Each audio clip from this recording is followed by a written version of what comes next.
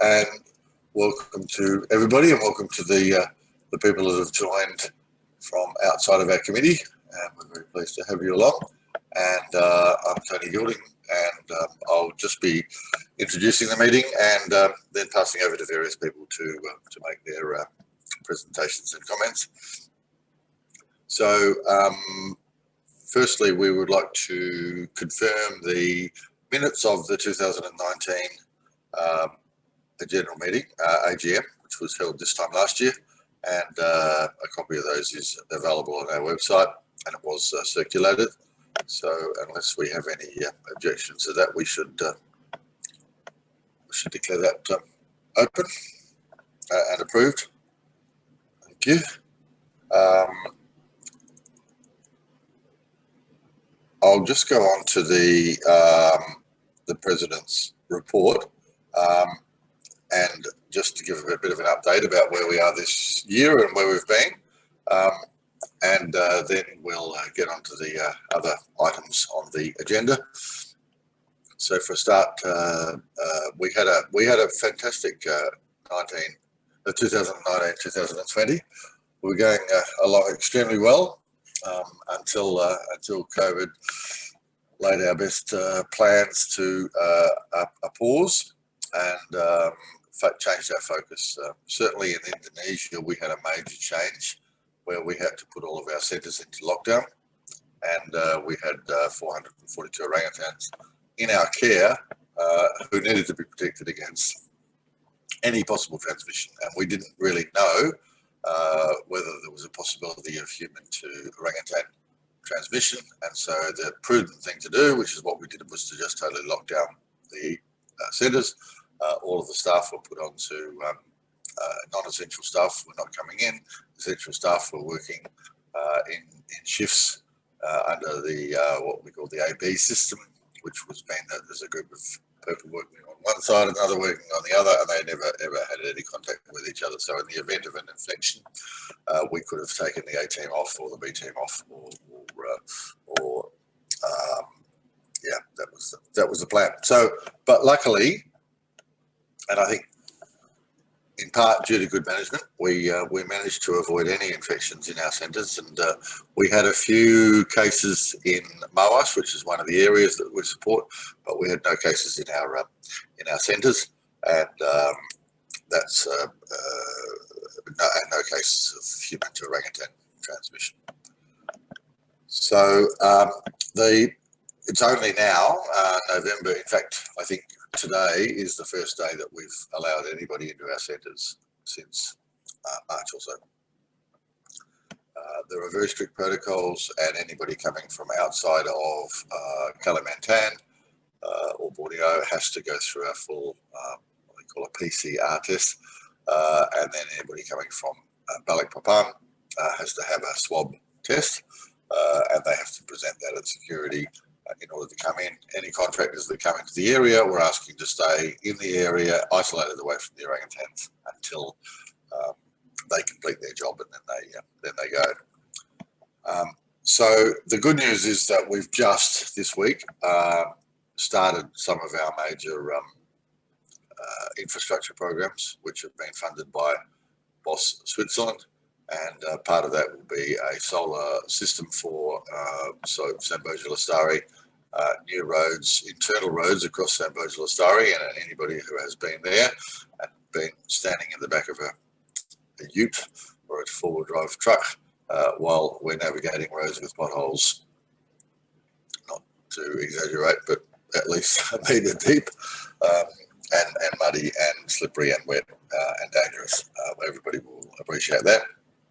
There are more sanctuary islands being built, so there will be excavators on sites building those sanctuary islands, and there will also be a series of what we call solar structures, so a series of undercover work areas, like massive garages basically, but without walls, and they'll have panels on top of them, so there'll be solar panels on top of the garage work areas. So that's all over the next 12 months. During the pandemic, we held quite a few appeals, and we want to thank all of our donors for helping us with the funds that they contributed. It got a bit boring, I'm sure, for everybody for 6 months to hear that we need more money for the centres. We need more money because the price of PPE, personal protective equipment, and the price of food had gone up. Plus there were health costs and mask costs and many things. They've settled down a lot now, and we're actually in a not comfortable, but we're in a positive position to go through till at least the end of the year with the existing funds for the centres, and that's really been because of your support. The roadmap for next year for Indonesia has been set, and that includes the projects that I was talking about, the infrastructure projects, but also more importantly, the release of orangutans. There is a number being put down. We hope it'll grow, but there will definitely be orangutans released in 2020. And there will also be a large amount of effort put into islands or pre-release islands. Sorry, not pre-release islands, but sanctuary islands for the orangutans that were unreleasable. And so building these islands is a massive job. So we'll talk about that, importance of that in a minute. I just wanted to quickly just go through our bullet point priorities. You will see our annual report on the website probably tomorrow, and it has been signed off by the auditors, which we're very pleased about. And we had what's called an unqualified audit report, which means that there were no issues that the auditor wanted to highlight. And thanks very much to Tom, Secretary, and VJ for getting all of that together. But that report gives the comprehensive detail of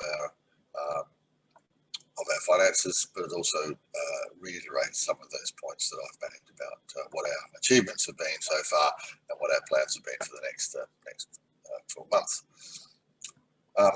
Back in Australia, we've had an incredible effort by our fundraising team, a couple of whom are in Victoria, and we all know how tough it's been in Victoria, being locked in your apartment with your partner for a week or a weekend might seem like a good idea, but when it happens for a few months, then it's always a challenge.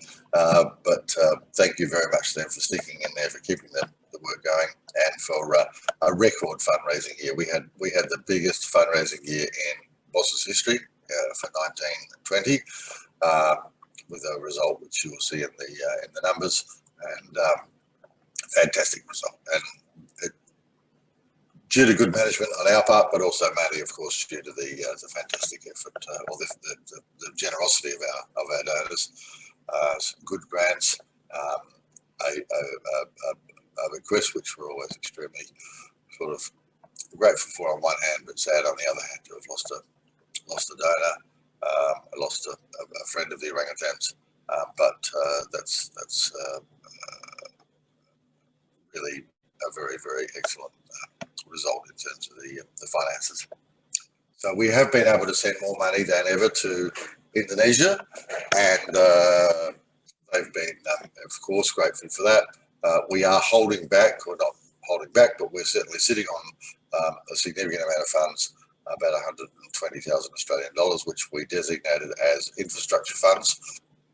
And as the infrastructure projects open up for this year, we'll be sending those funds to Indonesia, and we've got some pretty good protocols in place now to make sure that the work gets done in a very, very professional and safe manner.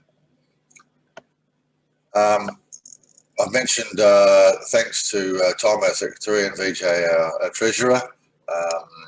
It's a quirk of the Australian regulatory system that we finish our financial year on November 30, and then every single charity in Australia scrambles to get their results completed by the end of October and get them audited. So the auditors are just crazy busy, but we managed to get all of that done with hours to spare. We have, thanks to Karen, who has on the call and was one a committee member and helped us a lot in our fundraising strategy and just did benchmarking and guidance. Christine, who I don't believe is, I think she might be actually in Europe somewhere, has put together, sorry, no, Christine is in the United States or Mexico. She has been an absolute gem, and she has put together our Forest Chatter, which is our monthly newsletter, but she's also done weekly website updates and news, and she's become quite a TikTok expert. So she's launched us into the TikTok channel and makes 30 to 45-second funny TikTok videos, which have got quite a bit of traction. So if you're a TikTok fan, it's not all cute dogs and cats and puppy dogs. There's our stuff on there as well. Elena, I was thinking about, was in Europe last time we spoke, and she is the graphic designer who's helped us on a voluntary basis to do all of our newsletters. Tom, who's made 12 trips to Borneo as a volunteer project manager, has continued to advise on all of the infrastructure projects, and I'm not sure when we're going to get up there again to supervise the projects. The COVID situation in Indonesia is still uncertain, and certainly I don't feel too safe about going up there, and I'm pretty sure that Tom doesn't either. So we'll just have to see that.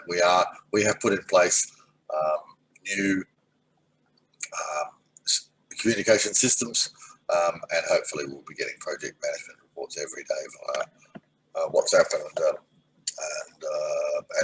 and photos to accompany them. So that's our plan there.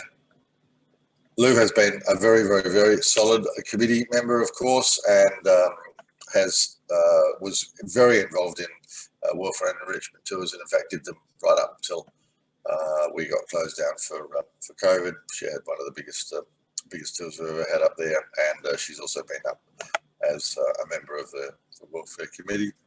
You'll hear from her shortly. Kathy, who is our adoption program manager, sent out more adoption packs this year than ever before, and provided very solid and steady support on that, and also is the one that writes all of the updates for the orangutans and sends out the details. Audrey has been a fabulous donor care manager, and has recently cut her hours back down a little bit, but has taken on a more senior role as the projects and partnership manager. And Audrey also hosted a couple of volunteer and welfare and enrichment tours. And our new donor care manager, Renee, has been on the team for a couple of months, and she's done an amazing job, and we're really, really, really happy to have found her. And then Jessie, of course, who is our rock. She's the donor communications manager, and she also has been looking after our website and our social media, and also does all of our appeals. And she's also on the Zoom guru, and she tells you if you're a participant or an attendee or a whatever, and if she doesn't like you, she just chops you off, and you can't say anything. So be nice to Jessie, but she's amazing, and we're very delighted to have her.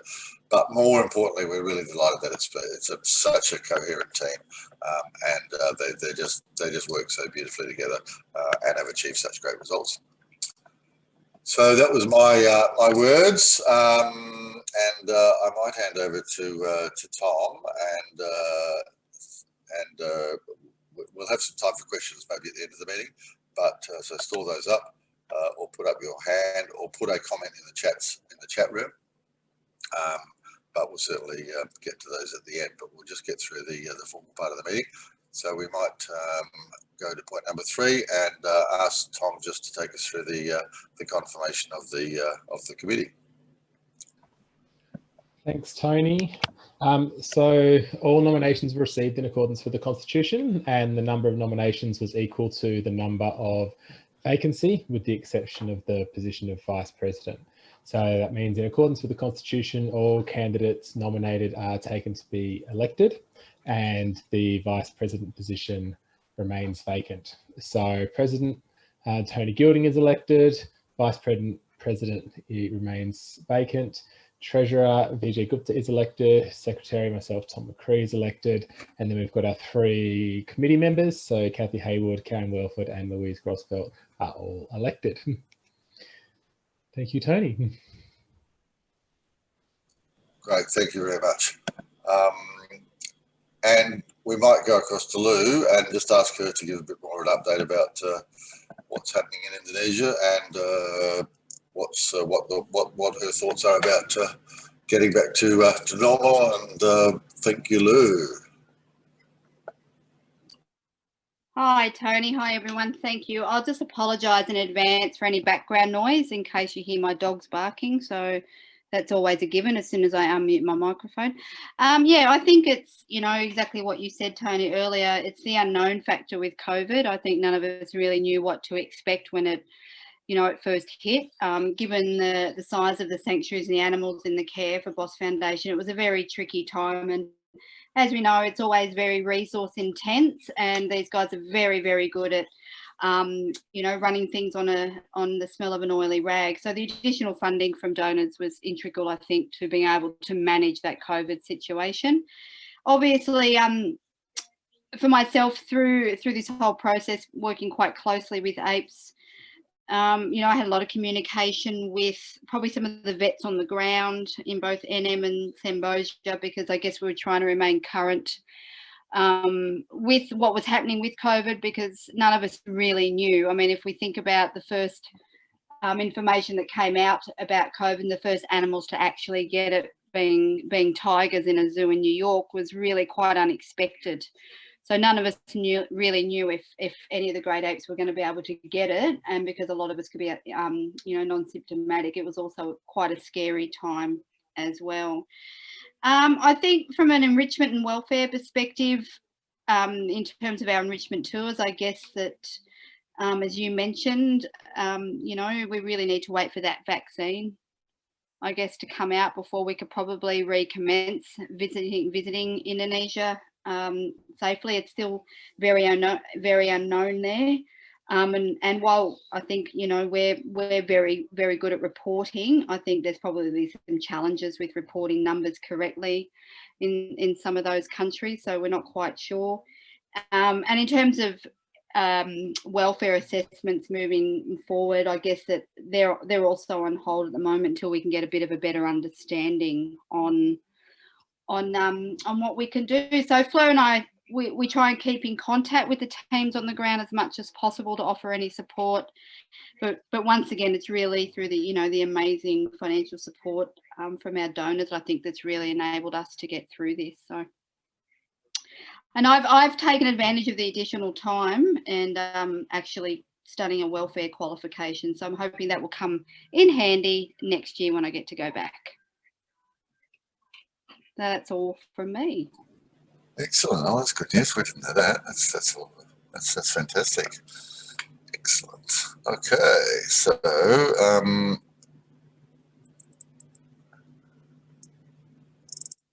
thank you, Lou. I think I've covered our business focus for next year, and the thank you to the volunteers.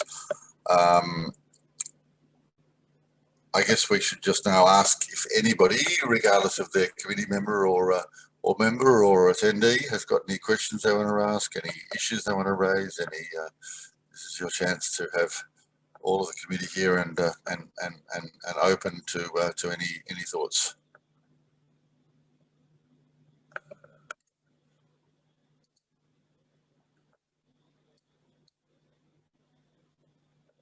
No. Jessie, you didn't see any hands up there, or? No, nothing's come through. Great. Okay, well, thank you for those that are attending, and if there are any questions, then we'd be happy to have them by email or chat or whatever way. We do actually love talking to our members and donors, and sometimes they're a bit hidden out there. So I mean, that's not the case with the fundraising team, but the rest of the committee doesn't really get much of a chance to talk to the people and understand what's on their mind. So we're always very welcome to do that. So I might just hand back to Tom, and he's just got a bit of business to conduct on the public fund. So I'll mute myself and So the Public Fund Committee is responsible for overseeing the public fund, which is the account that all donations are received into. So the current members of the public fund are Tony Gilding, Louise and myself. And that process is undertaken separately from the AGM or the committee members. So at this point, we're just noting that the public fund committee does meet and has had a look at transactions to make sure that they are in accordance with the requirements of the fund and that those are the current public fund members.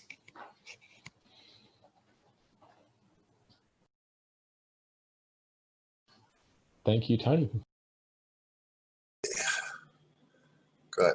Okay, so we don't actually have to have an election on that. We just note their nomination, I presume.